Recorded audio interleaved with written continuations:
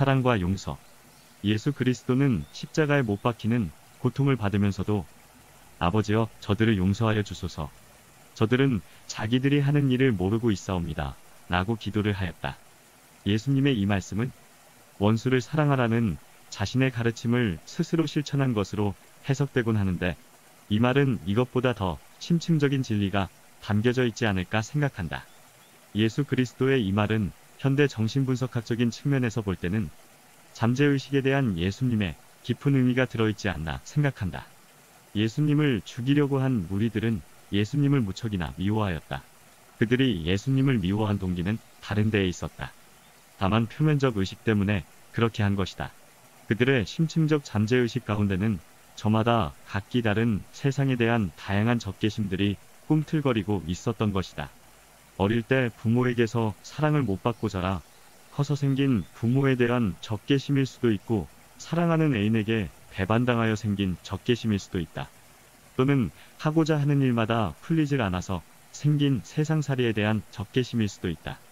원인은 이처럼 다른 곳에 각각 있었는데, 그 적개심의 대상을 향하여 직접적으로 복수의 칼을 겨눌 수가 없을 때 그 적개심은 엉뚱한 곳에서 표출의 통로를 찾는다. 물론 이러한 심리적 메커니즘을 본인들 스스로는 도저히 알 길이 없는 것이다. 그들의 표면의식은 확고한 신념으로서 각자 스스로 무의식으로 택한 촉재양을 향하여 꺼리낌 없이 복수의 칼을 들이댄 것이다. 예수님은 이러한 인간의 미묘한 심리적 전이 과정을 간파하고 있었던 듯하다. 그래서 예수님은 진정으로 그들을 용서할 수 있었을 것이다. 그들을 위하여 용서해 달라고 하나님께 기도를 드릴 수 있었던 것이다. 이러한 심리적 전이는 우리의 일상생활에서도 자주 일어난다. 이를테면 아침에 부부싸움을 하고 출근한 직장인 상사가 공연히 트집을 잡아 부하 직원들에게 호통을 친다거나 남편과 싸운 아내가 자식에게 화풀이를 한다든가 하는 경우가 그렇다. 그러나 이러한 감정의 전이 현상은 곧바로 스스로 알 수 있기 때문에 적절한 교양을 쌓으면 금세 버릇을 고칠 수가 있다. 문제는 보다 더 깊숙이 잠재되어 있는 적개심과 분노이다. 인류가 지금까지 수없이 되풀이해온 피비린내 나는 전쟁, 이데올로기나 종교적 적개심이 빚은 대학살 같은 것들은 모두 다 각 개인 스스로의 의식상으로는 도저히 알 수 없는 잠재의식 속에 뿌리 깊이 박혀있는 근원적 적개심이 집단적인 명분을 찾아 밖으로 표출된 결과이기 때문이다. 또한 인간의 불행이라는 것 자체가 운명 때문이라기보다는 자기 스스로를 잠재적 적개심의 대상으로 삼았기 때문에 빚어지는 결과라고 볼 수도 있다. 인간의 마음이란 이렇게 무서운 존재다. 그렇다면 인간의 마음속 깊이 뿌리 박혀있는 근원적 적개심의 정체는 무엇인가? 그것은 남한테 사랑을 받지 못하는 데서 나오는 사랑의 목마름이라고 생각한다. 예수님의 말씀대로 인간들 사이에서 가장 중요한 것은 역시 사랑이다. 그 사랑이 적절히 충족되지 못하면 사랑의 정신은 극도로 황폐해져 그 반발 심리로 적개심을 불러 일으키게 되는 것이다. 우리 인간이 사랑의 충족이 가장 필요한 시기는 유아기다. 이때 부모, 특히 엄마가 아기에게 사랑을 충분히 베풀어주지 않으면 그 아이는 커서도 정서가 불안해지고 난폭한 성격이 되기 쉽다. 이런 경우를 생각해보자. 어떤 어머니가 자식에게 너무 가혹하게 굴기 때문에 그 아이의 정서가 불안해져서 문제아가 되었다. 그래서 그 어머니의 잠재적 의식을 분석해보니 그 여자의 남편이 밤낮으로 바깥으로 겉돌기 때문이라는 결과가 나왔다. 그것을 알게 된 남편은 크게 반성을 하고 가정에 충실하면서 하루하루 생활을 하였다. 그런데도 그 여인은 자식을 대하는 태도는 고쳐지지 않았다. 이런 경우 진짜 원인은 더욱 깊숙이 은폐되어 있는 그 여자의 잠재의식 속에서 찾아내야만 한다. 유능한 의사나 카운셀러들은 그 여자를 달래어 그 여자의 어린 시절을 회상하게 만든다. 그 결과 그 여자는 어렸을 때 어머니에게 애정도 받지 못하고 자라났다는 사실이 밝혀졌다. 그래서 그 여자는 자기도 모르게 자기 자식에게 그 분풀이를 하고 있었던 셈이다. 아무리 의식적으로 내가 그러지 말아야지 하면서도 자기 마음을 달래고 꾸짖어도 그런 버릇은 하루아침에 고쳐지지 않는다. 만약에 그 여자가 다행히 교양 수준이 높아 겉으로 자기 자식에게 잘 대해 주었다면 자기 자식에게 돌아가는 피해가 줄어드는 대신 그 여자는 곧바로 노이로제에 걸려버린다. 무의식 속에 숨어있는 적개심을 도덕이나 윤리의 힘을 이용하여 억누르고 있으면 그 여자의 적개심은 갈 곳을 찾지 못하여 스스로 자기의 몸뚱이를 갉아먹는다. 그 여자는 꼭 노이로제가 아니더라도 편두통, 요통, 소화불량, 신경통, 심장병 따위의 질병에 시달린다. 이럴 경우 이 여자가 할 일은 자기의 어릴 적의 기억을 완전히 복원시켜 그 기억을 회피하지 않도록 노력하는 것이다.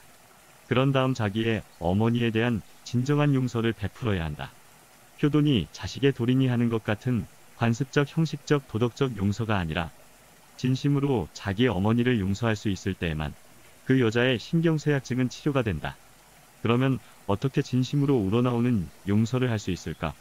그것은 예수님의 말씀대로 그 여자의 어머니 또한 자기가 한 일을 자기도 모르게 했을 뿐이라는 사실을 자각하기만 하면 된다. 그때서야 비로소 진정한 용서가 이루어진다. 인생을 살아가다 보면 우리들은 수없이 많은 미움과 사랑의 문제에 부닥친다. 그런데 사랑과 미움은 원래 종이 한 장 차이고 한편으로는 사촌지간이다. 전혀 별개의 것은 사실 무관심이다. 사랑과 미움은 손바닥의 양면과 같은 것이다. 그래서 한쪽 손바닥이 사랑이고 그 손바닥을 바로 뒤집으면 미움이다.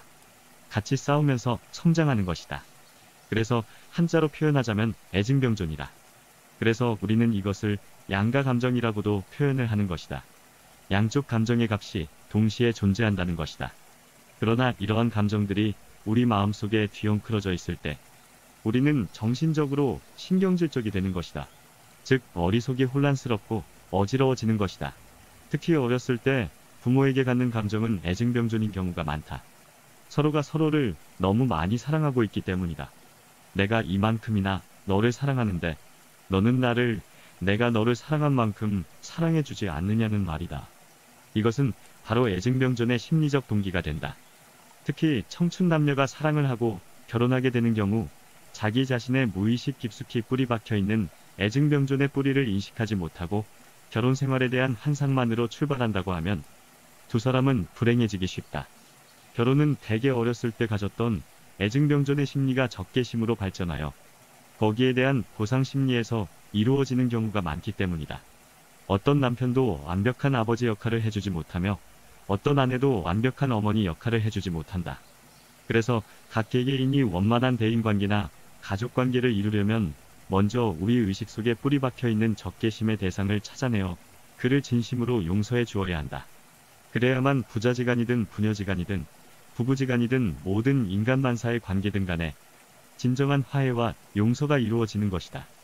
어느 누구 한쪽이 이기는 게 아니다. 각자의 관점에서 모든 걸 내려놓고 허심탄회한 대화를 해야 풀릴 문제이다. 그러나 이게 어찌 쉬운 일이던가?